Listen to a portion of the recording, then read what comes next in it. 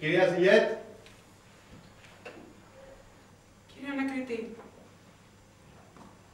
μια και θέλετε να σας πω τι έγινε, θα σας το πω με τον Ι και με το Σίγμα. Και θα σας το πω στη δική σας γλώσσα, γιατί αν σας το έλεγα στη δική μου δεν θα καταλαβαίνατε γρήγορα. Έχεις δίκιο! Σ' ακούω, θα είμαι φρόνιμη, σ' ακούω! Θα απαντήσω σε ό,τι με ρωτήσεις. Στορκίζομαι! Χτες βράδυ σκέφτηκα να πάρω ένα χάπι για να κοιμηθώ. Μετά σκέφτηκα πως αν έπαιρνα περισσότερα, θα κοιμόμουν καλύτερα. Ναι. Όχι. Τη σύμπτωση. Γύρισα πριν από 10 λεπτά.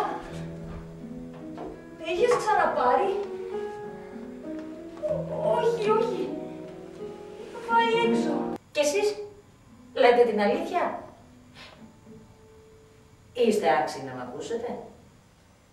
Του κάπου στέκομαι προς τον καθρέφτη μου και λέω χιλιάδες φορές δεν θα ξαναπείς ψέματα, δεν θα ξαναπείς ψέματα, δεν θα ξαναπείς ψέματα.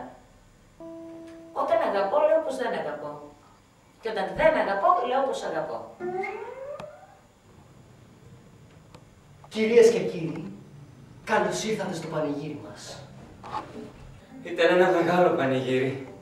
Με καραμπίνες για σκοποβολή. Με τηγανίτες. Με γιαπωνέζικα μπιλιάρδα. Με μπουκάλια σαμπάνιας. Και ξύλινα λογάκια. Πώς σε λένε? Πες μου το όνομά σου.